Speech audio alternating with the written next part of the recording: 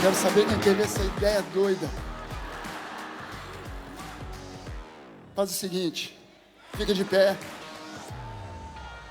Dá um abraço em pelo menos umas 25 pessoas, enquanto eu vou colocar o resto da roupa aqui.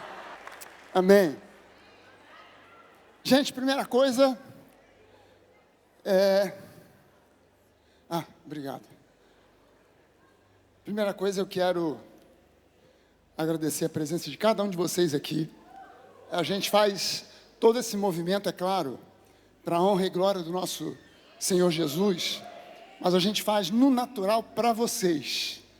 É para edificar a vida de cada um de vocês. Todo o esforço, toda a correria, toda a organização, tudo que a gente faz aqui é para que a sua vida seja edificada, para que a sua vida seja abençoada, é para que você saia daqui durante esse final de semana curado se você precisa de cura, restaurado se você precisa de restauração, transformado, e disso todos nós precisamos, sem exceção alguma, em maior ou em menor grau. E a gente sabe que a lei do reino é essa, transformação. E nós estamos vivendo um ano olímpico, num mês olímpico, na semana do início da Olimpíada. A gente vai ter a inauguração, a festa de abertura, amanhã, às 13 horas, a partir das 13 horas, a gente tem a festa de abertura lá em Paris. Eu fui convocado, mas não pude ir por causa do Nova Conference. Mas eu já assisti Olimpíadas, sou apaixonado por esportes e por Olimpíadas, por Jogos Olímpicos, e às vezes a Denise fica dizendo que eu não consigo, às vezes, decorar o nome de uma pessoa, mas decoro o nome do jogador de basquete que na Olimpíada de Munique fez a cesta, que virou o jogo dos Estados Unidos para a União Soviética, né, que foi o Belov. Ela fica impressionada como é que eu fico guardando essas besteiras, né? Mas eu sou apaixonado por Jogos Olímpicos e a gente está começando. Eu nunca participei efetivamente como atleta numa Olimpíada, mas eu já participei de algumas competições. E o que você assistiu aqui no vídeo são alguns takes, em especial no início, de uma competição chamada Ironman.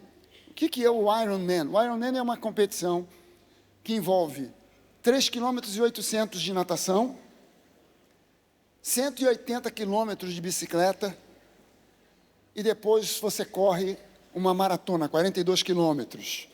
E você faz tudo isso num dia só, uma coisa atrás da outra. E essa é uma competição que eu participei já 6 vezes, se eu não me engano, e já participei de alguns meio Ironmans, que é a metade disso tudo, e até classifiquei para competir no Mundial, enfim.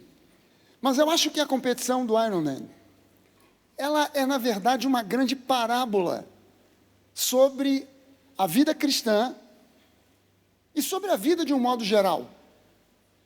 E há uma série de coisas que você precisa para participar de uma prova dessa. Você não entra numa prova dessa simplesmente porque você viu no jornal um anúncio, se inscreve e vai.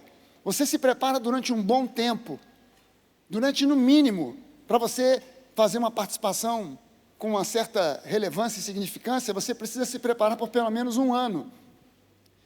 Durante esse tempo para você participar. E 2 coisas que você precisa, se você quiser participar de um Ironman. Você precisa de coragem e você precisa de perseverança. E eu quero ler com você aqui, eu quero abrir essa palavra com o texto de 1 Coríntios, capítulo 9. E eu vou ler do versículo 25 ao 27. O apóstolo Paulo, ele diz assim: todo atleta, em tudo, não em algumas coisas, mas em tudo, se domina.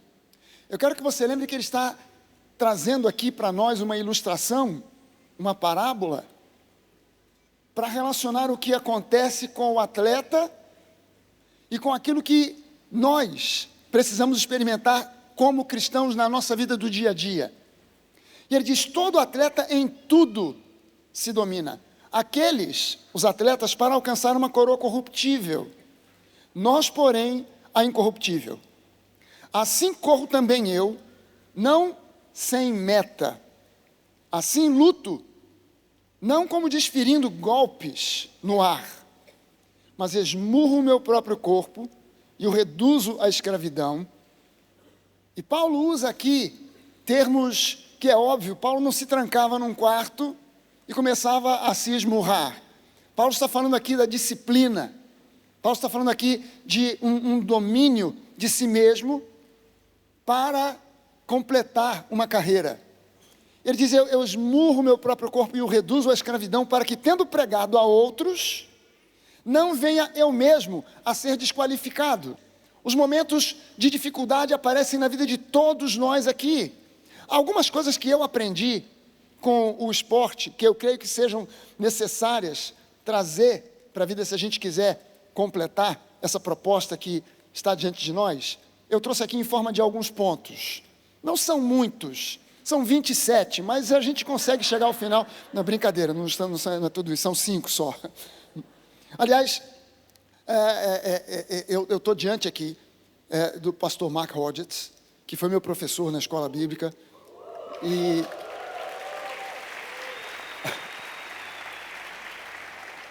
take it easy. Denise já está, a esposa, a Cora, que é a esposa. Pastor, nosso brother Lynn Hiles está aqui também. Todos gente boa, nunca foram presos à toa. Não sei como é que vão conseguir traduzir isso, mas nem traduz não, tá? Por favor, não queima o meu filme não. Mas o pastor Mark me avaliou numa matéria em que a gente tinha que preparar uma pregação para pregar em 10 minutos. Foi ele que me avaliou. Não sei se foi ele que avaliou Denise também. Não, foi outro professor que te avaliou, né? Foi o Gordon Simmons que te avaliou. Mas foi o pastor Mark que me avaliou. Agora você imagina, ele ensinou para nós que uma pregação, um sermão padrão, tem que ter uma boa introdução, uma boa ilustração, 3 pontos e uma conclusão. Eu já começo com 5 pontos aqui, quer dizer, já estou tomando na cara do meu professor aqui. Já comecei mal. Mas pelo menos a ilustração eu tenho. Eu sou a ilustração. Eu quero falar para você de 5 pontos que a gente precisa entender e aprender para trazer para a nossa vida do dia a dia. Mesmo que você não seja um atleta, mesmo que você não tenha sido um atleta, mas se você quer completar a carreira com Cristo, eu creio que esses 5 pontos são fundamentais. O primeiro deles, você precisa entrar na prova com uma disposição. Com uma disposição que diz: eu não vou desistir. Você pode levantar uma das suas mãos e dizer isso junto comigo? Eu não vou desistir. Não importa o que venha, você precisa entrar numa prova dessas. Você precisa entrar com essa disposição. Eu não vou desistir. Não importa o que aconteça, eu vou chegar lá. Eu já vi chegadas de Ironman, de gente chegando de 4, se arrastando, mas que fez uma proposta lá no início, antes da largada: eu não vou desistir. Eu já corri em uma delas que, no dia anterior da prova, eu e Denise fomos até a praia de Jurerê, Florianópolis. Linda praia, tem um restaurante Joaquina, Jurerê não, Jurerê é a prova. Fomos à praia da Joaquina, linda praia, pessoal pegando onda, e surfando, e tinha um restaurante bem na praia. Nós fomos no restaurante de frutos do mar. Num dia anterior à prova, você não come camarão, você não come lula, você não come polvo, mas eu não resisti à tentação. E eu pedi alguma coisa com muito molho de camarão.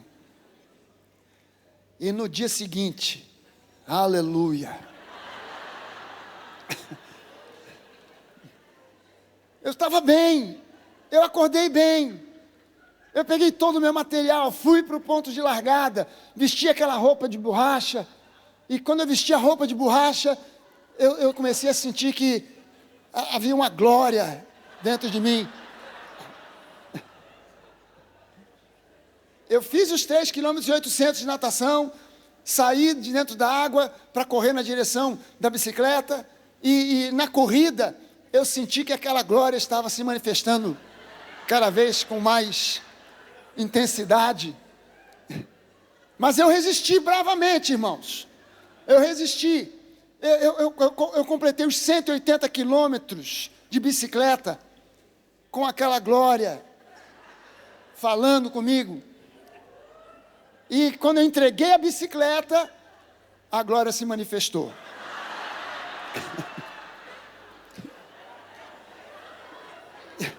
Eu perguntei a um voluntário, aonde tem um banheiro? Ele disse, o quê?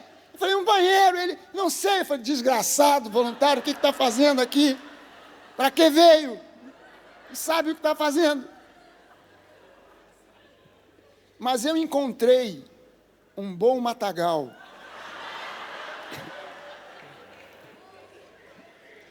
E nos 42 quilômetros, isso se manifestou, essa glória se manifestou umas 5 vezes. Mas lá no início, eu fiz uma proposta. Eu não vou desistir. Eu cheguei desidratado, óbvio. Fui direto para a tenda médica. E o médico olhou para mim e falou, pobre coitado. E colocou no soro, na hidratação. Mas eu tinha feito um pacto comigo mesmo. Eu não vou desistir. É preciso você entrar numa prova como essa. É preciso você aceitar Jesus. Mas no momento em que você aceita, alguém tem que te dizer. Você precisa ter uma disposição no seu coração e na sua mente. Eu não vou desistir. Eu não vou desistir, venha o que vier. Sabe, existem muitos motivos pelos quais no meio de uma prova tão longa, você sente vontade de desistir. Mas o principal, pode acontecer de você na natação, o óculos de natação se deslocar. Tem gente nadando muito perto um do outro, de repente alguém bate o pé, bate no seu óculos, se desloca, entra a água, machuca. E você tem que botar o óculos no lugar, você tem que parar de nadar para colocar aquilo no lugar. Mas você tem que ter uma disposição, eu não vou desistir. Você, na bicicleta, um pneu pode furar. Você tem que parar para trocar um pneu, ou no mínimo trocar a câmera do pneu, dependendo do tipo de pneu que for. Então você tem que ter uma visão no seu coração. Eu não vou desistir. Mas o principal e o pior motivo é a dor física. Dói tudo, gente. Dói da planta do pé até, não o topo da cabeça, até os cabelos. Cabelo dói, descobri isso na primeira prova de Ironman que eu fiz na vida. Eu corri uma maratona muitos anos atrás. A primeira maratona que eu corri foi a maratona do Rio de Janeiro. A largada era lá no pedágio da Ponte Rio-Niterói. Você vinha correndo pela Ponte Rio-Niterói inteira. Subia a ponte, descia a ponte, pegava a perimetral e ia até o aterro do Flamengo. É um trajeto enorme, só a ponte são 13 quilômetros. Quando eu cheguei no topo da ponte, metade ainda da ponte, eu falei, o que eu estou fazendo aqui? O que eu vim fazer aqui? E aqueles milhares de pessoas correndo. E ali eu pensei comigo assim, eu vou parar. Aqui não dá para parar porque não tem nada, não tem ninguém, não tem lugar nem para nada. Mas quando eu chegar no aterro do Flamengo, eu vou pegar a primeira esquina, vou pegar um ônibus e vou para casa. E eu comecei a correr com esse propósito. Eu vou chegar no aterro e eu vou desistir. Eu vou chegar lá no Flamengo e eu vou desistir. E eu fui desci, corri a perimetral inteira. Na perimetral eu dizia, meu Deus, que solidão danada. Na perimetral era aquela imensa ponte, aquele imenso viaduto. Você não tinha nada, nem ninguém por perto para dizer, vai, coragem, força, fé, para orar por você, em nome de Jesus, vai. Não tinha ninguém. E você só ouvia o barulho dos pés das pessoas, plec, plec, plec, plec, plec, plec, plec, plec. E eu falei, meu alvo é chegar no aterro do Flamengo. E quando a gente começou a finalizar, no aterro do Flamengo tem aquelas passarelas, né? Para os pedestres passarem. E na primeira passarela, alguém pendurou uma faixa enorme. E a faixa estava escrito em vermelho: só os covardes desistem. Eu olhei para aquela faixa e eu disse: aqui eu vou. Não vou desistir. Eu vou até o final. E eu completei os 42 quilômetros. Foi a primeira prova que eu fiz desse tipo. Gente, Hebreus 12, de 1 a 3 diz assim: portanto também nós, visto que temos a rodear-nos tão grande nuvem de testemunhas, livremo-nos de todo o peso. Livremo-nos de todo o peso e do pecado que tão firmemente se apega a nós, e corramos de que maneira? Com perseverança. Corramos com perseverança. Não simplesmente corramos e vamos ver até onde a gente aguenta. Não, corramos com perseverança a carreira que nos está proposta. Agora, olha só o versículo 2. Olhando firmemente, olhando atentamente, olhando com atenção, olhando firmemente para o autor e consumador da fé, não para os problemas, não para os motivos de parar, não para as dores, mas olhando firmemente para o autor e consumador da nossa fé, Jesus, o qual, em troca da alegria que lhe estava proposta, suportou a cruz, sem se importar com a vergonha, e agora está sentado à direita do trono de Deus. Portanto, agora outro termo que eu quero chamar a sua atenção, ele diz: portanto, pensem,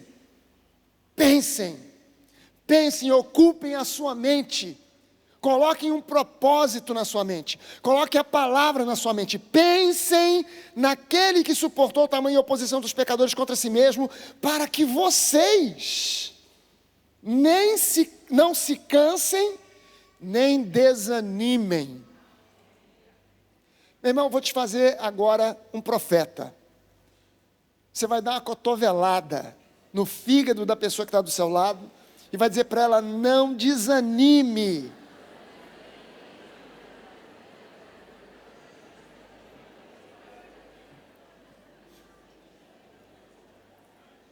Coragem e perseverança.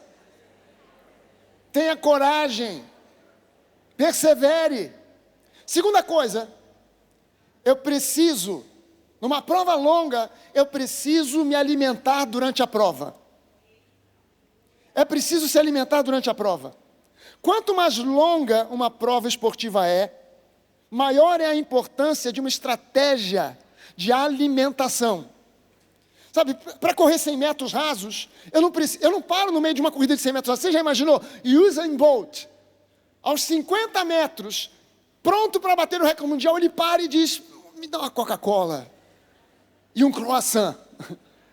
Você não faz isso numa corrida de 100 metros rasos, mas numa corrida de longuíssima distância, você tem que ter uma estratégia de alimentação, você precisa comer. Numa maratona, você precisa se hidratar, você tem que ingerir algum tipo de alimento que renove as suas energias. E para completar a carreira que está proposta diante de mim e de você, eu e você precisamos nos alimentar da palavra. Nós precisamos nos alimentar da palavra. E lembre-se, eu quero lembrar você, marque isso, bote isso bem marcado. Duas coisas. Bote essas duas coisas bem marcadas. Primeira delas, numa prova longa, eu me alimento mesmo sem apetite. Eu não paro para comer porque estou com fome, eu paro para comer porque eu preciso. Eu vou comer enquanto estou pedalando na bicicleta. Eu não paro a bicicleta, sento no meio-fio e como. Não, enquanto eu estou pedalando, eu pego uma sacola que eu já separei antes com o que eu quiser, e ali dentro tem o que eu vou me alimentar. E mesmo pedalando, mesmo participando da prova, mesmo sem parar, eu me alimento, não porque estou sentindo fome, pelo contrário, numa prova como essa, o que vai embora primeiro é a fome. Você não sente fome. Seu estômago tranca, ele fecha, e você não sente fome. Mas você não come porque está sentindo fome, você come porque você precisa. Segunda coisa, é necessário ingerir o alimento certo. Você não se planeja numa corrida dessa para comer uma feijoada. Nem camarão antes da prova. Você não para no meio da prova, abre uma marmita, feijoada. Pastor Mark é fã de feijoada. Farofa, no meio do Ironman. Talvez haja alguém assistindo a prova, sentado no meio fio, comendo uma feijoada. Você pode passar e invejar, mas você não para e pede, me dá um pouquinho. Não, você não vai comer uma feijoada, você não vai comer uma rabada. Você vai procurar uma alimentação correta. Para aquele tipo, para aquele momento. Então você precisa se alimentar da palavra. Se você é um cristão, quer chegar ao final da carreira, você precisa se alimentar da palavra. E isso tem que ser algo diário. Você pode levantar uma das suas mãos e dizer isso comigo? Eu preciso me alimentar da palavra da nova aliança. Aleluia. Eu preciso me alimentar da palavra da nova aliança, dos princípios, dos valores, dos conceitos, das verdades da nova aliança. Então, quando eu falo para você de nova aliança, eu estou falando de uma comida especial. Eu não estou falando para você de uma comida qualquer. Eu estou falando que você está no meio de uma prova longa, você precisa se alimentar do alimento correto. Então, eu faço o meu prato e eu coloco ali amor, graça e fé. Você pode botar algum molho em cima, mas o principal você não pode abrir mão. Amor, graça e fé. Eu preciso me alimentar numa prova como essa e não posso deixar passar o momento certo de me alimentar. Amém, gente? Pastor, a vida está dura, a vida está difícil, os problemas se amontoam. Quanto mais problemas você tem, mais intensa tem que ser a sua intenção de ouvir a palavra. Há muitos cristãos que na hora que o problema na vida se intensifica, diminuem a sua vinda à igreja. Gente, quando você está passando por uma luta, uma dificuldade, um problema, e você diz, eu não tenho nem ânimo para ir à igreja, você está fazendo com que o diabo bata palmas, com que ele diga, aleluia. Eu não sei se o diabo diz aleluia, mas... Não sei se o diabo vai dizer glória a Deus, ele não vai à igreja. Louvado seja o Senhor, ele não vai ouvir a palavra hoje, ele não vai se alimentar, ela não vai comer, ela não vai estabelecer a estratégia que ela se propôs lá atrás. Então é muito provável que ela não vá, que ele não vá completar a carreira. Eu preciso, não é porque estou com fome, é porque eu sei que eu necessito de me alimentar. Então se a minha carne diz, não quero ir à igreja hoje, eu digo, você vai, que eu vou te levar lá. Porque quem manda nesse 1,80 m aqui, é o meu espírito nascido de novo. Não é a minha carne. Aleluia. Terceira coisa, eu preciso aprender a encorajar a mim mesmo. Eu preciso aprender a me encorajar. No Salmo 42, no versículo 5, Davi diz assim, por que você está abatida, ó minha alma?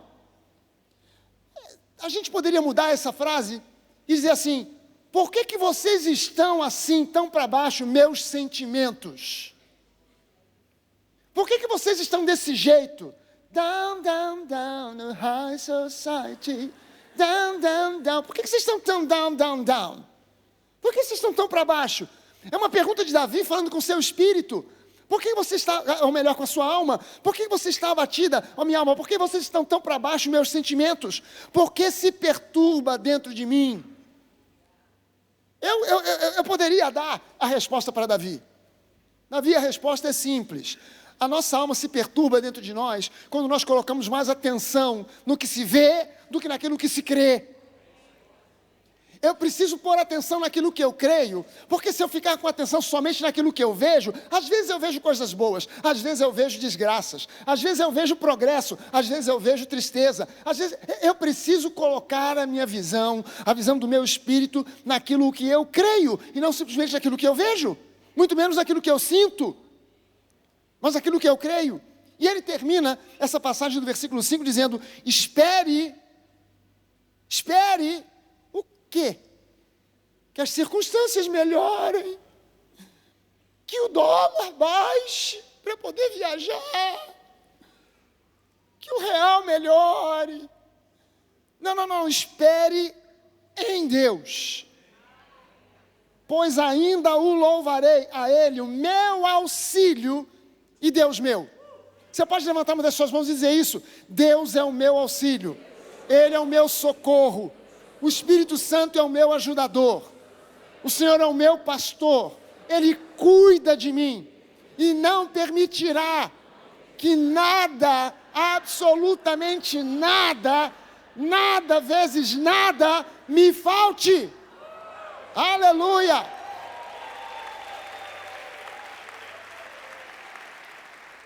Sabe, quando você aprende a se encorajar, isso desperta em você o encorajador. E você passa a encorajar outros à sua volta. Sabe, quando a primeira prova de Ironman que eu fiz, eu quis parar várias vezes. Em vários momentos, no pedal, durante a pedalada, durante a bicicleta, em várias oportunidades eu quis parar. E eu quis parar porque as minhas pernas começaram a falar comigo. Elas diziam: vamos parar, está doendo. E eu comecei a enganá-las. Eu dizia: vamos parar, logo ali. E o logo ali era sempre logo ali. E logo ali. E eu comecei a dizer para mim mesmo: você treinou, você fez tudo o que você fez durante 1 ano e vários outros anos, porque eu não comecei a treinar para o Ironman 1 ano antes. Eu comecei a treinar para aquilo quando eu nem imaginava que ia participar de uma prova como aquela. Já havia toda uma base esportiva, mas naquele último ano, você gastou 1 ano treinando para esse negócio. Você gastou 1 ano sentado nessa bicicleta. Gente, teve um dia, você sabe o que é um treino num rolo? Sabe o que é um rolo de bicicleta?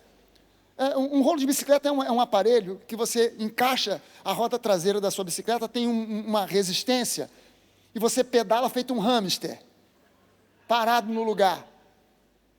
Eu me lembro que eu fiz um treino desse em casa, de 6 horas. 6 horas montado na bicicleta, fez uma poça, um lago de suor à minha volta, e a Denise olhava para mim e fazia assim.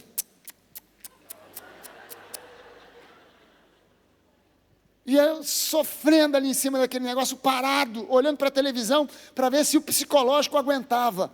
E aí começou a vir aquilo tudo na minha cabeça: você passou esse tempo todo treinando, fazendo esse sacrifício, e agora você vai parar. E eu dizia: eu não vou parar. E eu comecei a citar esse salmo de Davi. Por que você está abatido aí dentro? Para com isso. Vamos em frente, a gente treinou para isso, a gente consegue, vamos completar esse negócio, vamos até o final. Eu dizia para mim como quem estivesse falando, como se fosse o Espírito falando com a alma e com o corpo. A gente vai conseguir, vamos lá, a gente treinou.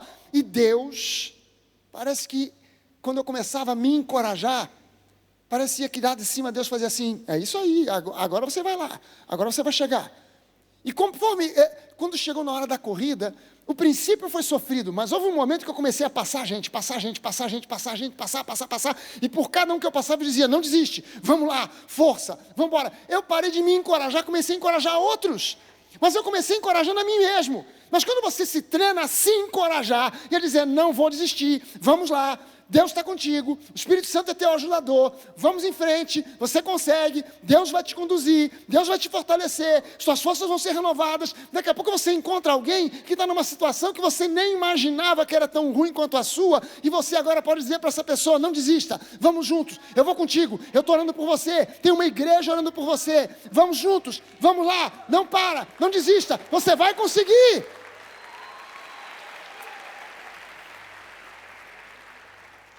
Quarta coisa, nessa vida tão difícil que às vezes a gente enfrenta, nessa prova longa chamada vida, mantenha-se sorrindo. Deixa eu te mostrar a foto aqui de uma atleta super campeã do Ironman. Pessoal da projeção, isso aqui, ó. Essa menina aqui, agora, a essa altura do campeonato, ela já não é mais uma menina, é já uma senhora. Natasha Bedman. Natasha Bedman foi uma competidora de Ironman suíça que ganhou seis Ironmans. E ela tinha uma característica, ela corria sorrindo. Ela corria sorrindo. E aí, é óbvio que os repórteres e outros atletas começaram a perguntar, mas Natasha, por que você corre sorrindo? Todo mundo com vontade de chorar, de gritar, de berrar, e você sorrindo, por quê? E ela explicou que na Suíça, os especialistas, os médicos especialistas em medicina do esporte, fizeram uma pesquisa, e eles viram que mesmo quando você finge um sorriso, faz um sorriso aí, dá um sorriso para a pessoa que está do seu lado. Aleluia. Você olhar para você e dizer, mas você está feio pra caramba. Misericórdia, onde é que tu arrumou essa roupa tão cafona? Aleluia. Estou passando por um problema, você não consegue imaginar. Rapaz, eu fui à falência essa semana. Olha, lá em casa a geladeira, nem água tem dentro. Eu estou passando assim, você não sabe, rapaz, eu tenho um cachorro, que eu comprei ele bebezinho, criando ele. Essa semana o danado me mordeu. Ah, rapaz, a vida está dura, está difícil. Aleluia. Mas ela disse que os médicos especialistas em medicina do esporte na Suíça descobriram que mesmo quando você finge sorrir, o fato da musculatura do seu rosto expressar um sorriso faz com que no seu cérebro seja produzida a endorfina, que é um anestésico natural. Então, quando você está mal, ao invés de chorar, você faz um sorriso fake. Você tem que aprender, como a Natasha Bedman, a sorrir no meio das dificuldades. Por quê? Porque a alegria do Senhor é a nossa força.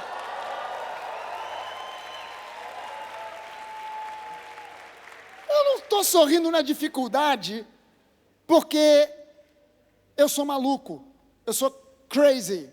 Não, eu estou rindo na dificuldade porque o meu Deus é bom. E Ele não saiu do controle. Você sabe que Tiago diz para nós? Que Deus não permite que você e eu passemos por dificuldades que estejam acima das nossas forças. Que quando você entra na dificuldade, Deus já sabe, e Ele permitiu que você passasse por aquilo, porque Ele sabe que você aguenta, e Ele sabe que no final a sua fé vai ser fortalecida. Se você não desistir, a sua perseverança vai ser encorajada se você não sentar no meio-fio para lastimar. Você se tornará mais forte e mais preparado para enfrentar coisas, talvez até piores do que aquela que você enfrentou. Então, nunca mais diga a respeito dos problemas, não aguento mais. Não, você aguenta.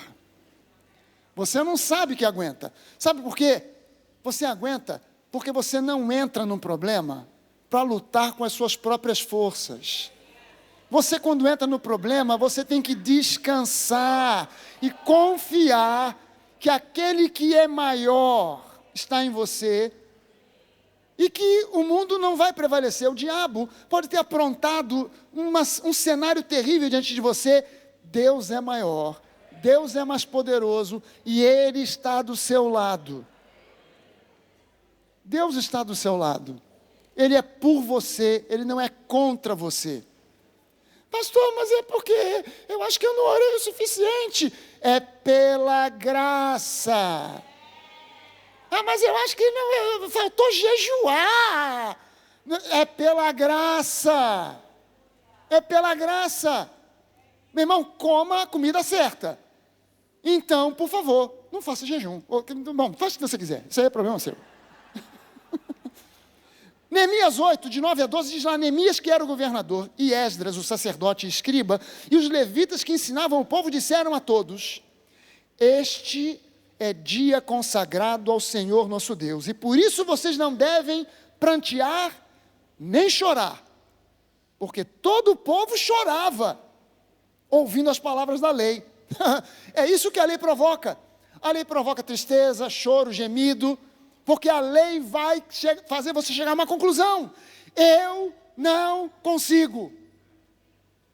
Eu fico admirado, eu fico assim de boca aberta, de ver pessoas, religiosos, gente de igreja, que se atreve a dizer que nós precisamos ainda hoje, depois de Cristo, guardar a lei, quando o próprio apóstolo Pedro disse, aliás, Paulo disse para Pedro, naquele episódio de Gálatas, que aconteceu, relatado em Atos, em Gálatas, Paulo relata que Pedro, indo a Antioquia, viu o movimento de Paulo entre os gentios, ele ficou admirado, mas quando chegaram os irmãos de Jerusalém, enviados por Tiago, Pedro mudou. Ele antes comia com os gentios, festejava com os gentios, celebrava com os gentios, e de repente ele,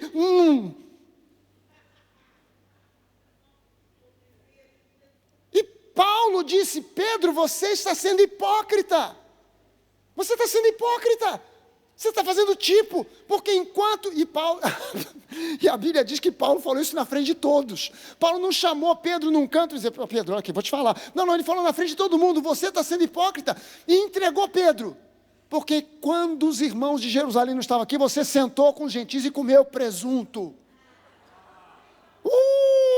Imagina a cara de Pedro: pô, Paulo, tu podia falar isso lá atrás, aqui na frente de todo mundo, me entregou. Você sentou com eles, você comia com eles. E Pedro então, perdão, estou confundindo aqui Pedro com Paulo. Paulo fala para Pedro: Pedro, nós que somos da lei, que fomos criados na lei, nós já concluímos e entendemos que ninguém será justificado pelas obras da lei. Se nós estamos entendendo isso, será que nós queremos lançar sobre os gentios um fardo que nem nós conseguimos carregar? Mas tem hoje gente querendo botar esse fardo nas suas costas. Eles mesmos não carregam, porque a lei gera o legalismo, e aí gera coisas absurdas, como eu conheci um pastor. O pastor dizia que a televisão é do diabo. Televisão é coisa do diabo, você não pode ter uma televisão em casa. E os irmãos, todo mundo, amém, amém, amém, não pode ter televisão em casa. Era na época que estava lançando TV de plasma. Aí na sala dele tinha um móvel grande, que tinha uma porta grande, que quando você abria a porta grande, tinha uma TV grande. Mas quando os irmãos chegavam, a porta fechava, e ninguém via que tinha uma televisão. Ou seja, ele era legalista com os outros, porque ele estava botando sobre os outros um fardo que ele mesmo não queria carregar. Então é preciso que a gente entenda que pelas obras da lei ninguém será justificado, não é porque você ora muito ou ora pouco. Lembre-se disso. O povo chorava ouvindo as palavras da lei. Mas a recomendação de Neemias para o povo foi: esse é dia consagrado ao Senhor, e por isso vocês não devem prantear, não devem chorar, mas se alegrar. Será que você pode agora profetizar para a vida dessa pessoa mais uma vez? E dizer para ela: não chore, se alegre, sorria, não te preocupe. E olha o conselho de Neemias. Então Neemias lhes disse: agora vão, comam e bebam o que tiverem de melhor, e mandem porções aos que não têm nada preparado para si, porque este dia é consagrado ao nosso Deus. A nossa vida é consagrada ao nosso Deus. Portanto, não fiquem tristes, porque a alegria do Senhor é a força de vocês. Aí os levitas tranquilizaram todo o povo, dizendo: acalmem-se, acalmem-se. Ouça a voz de Deus dizendo para você nessa noite: acalme-se, acalme-se, take it easy, calm down, acalme-se, porque este é dia santo, não fiquem tristes. Então todo o povo se foi para comer, beber, mandar porções aos que não tinham, e fazer uma grande festa, porque tinham entendido as palavras que lhes foram explicadas. Você está entendendo as palavras que estão sendo explicadas para você? Então a gente tem que estar sempre num espírito de celebração. Amém? Não num espírito de lamentação. Amém? Aleluia.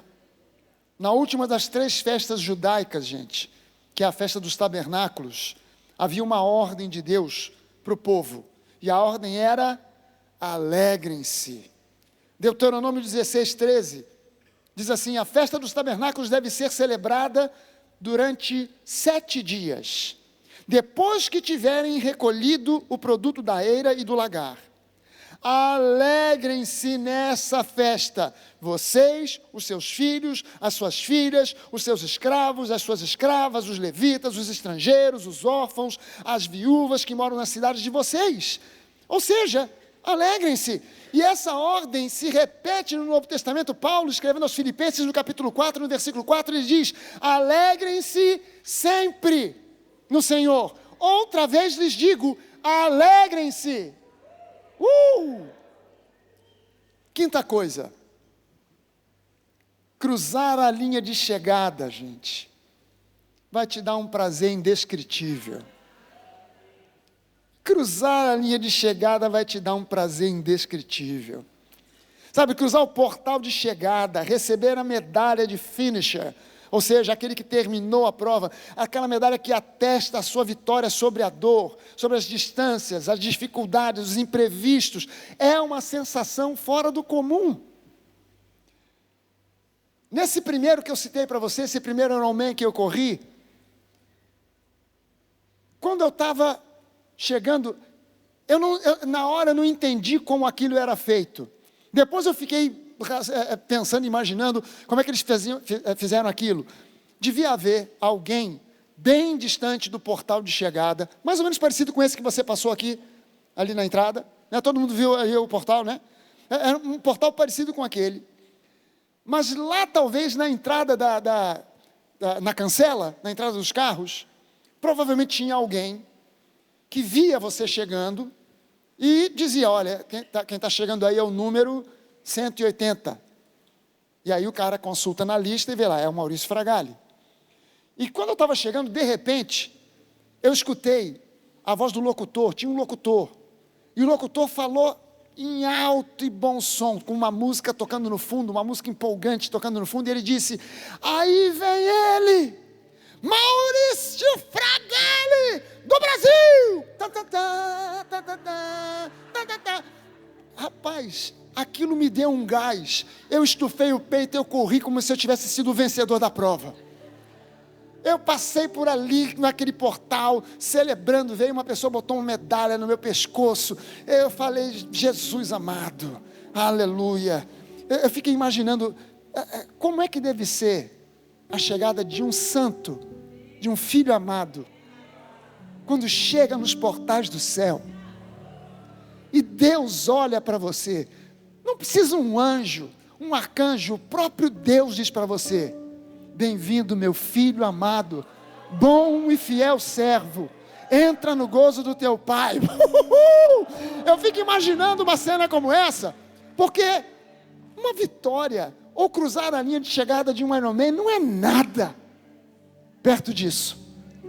Não é nada perto disso.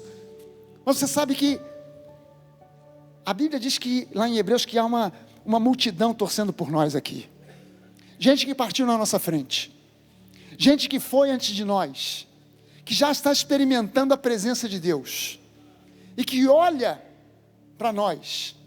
Eu fico imaginando essas coisas. Eu tenho imaginação tremenda, gente. Eu fico imaginando esse negócio. O povo numa nuvem, cada um numa nuvem, sentado olhando para baixo e dizendo: vai lá, cara, não desiste. Vai, Guga, vai em frente. Vai, Naná, não para. Vai, Marcele, vai lá, Ronaldo, Neiva, toca essa geração nova, bota isso para frente, vamos embora, vamos adiante. Vamos lá, Denise, vai, não desiste, tá difícil.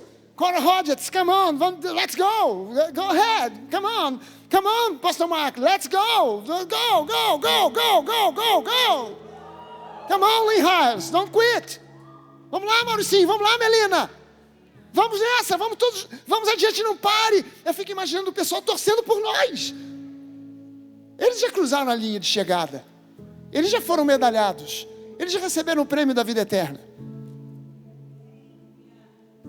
Você sabe que a Bíblia diz que a gente não tem que ficar aqui na expectativa do cemitério. A nossa expectativa é do arrebatamento. Jesus está vindo para buscar a sua igreja. Eu fico triste demais quando eu ouço algum pregador dizendo que alguns irão, muitos ficarão. Minha vontade é dizer para ele: ok, você quer ficar? Fica, porque todos nós vamos.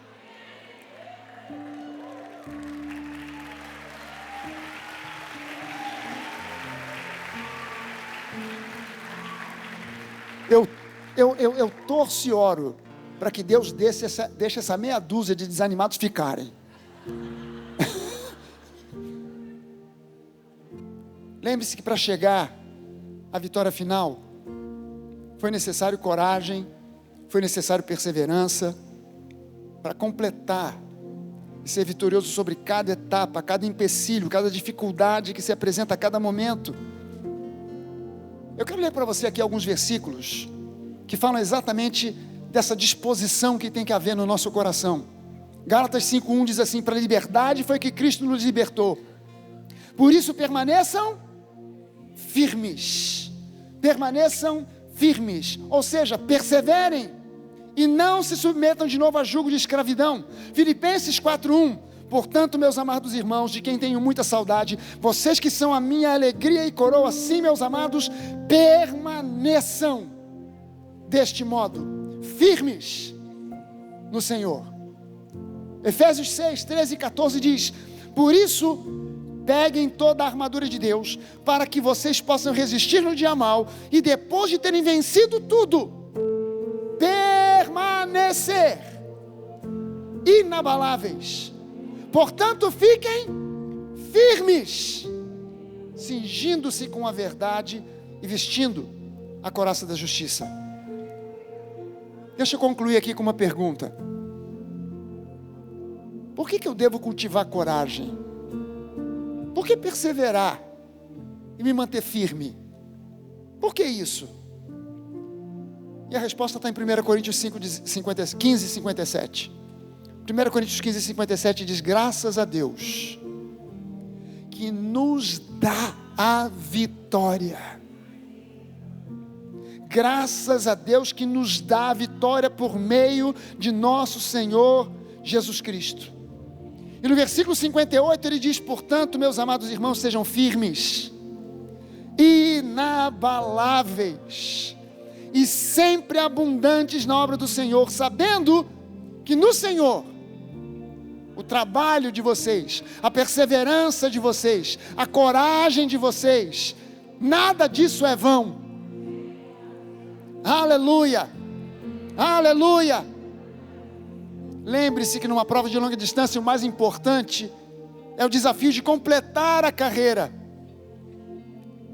O mais importante não é receber a taça de vencedor primeiro colocado, porque numa prova como é a vida cristã, é preciso que você se lembre que no pódio de Deus só há lugar para campeões. E quem são esses campeões? São aqueles que têm coragem para perseverar, para completar a carreira.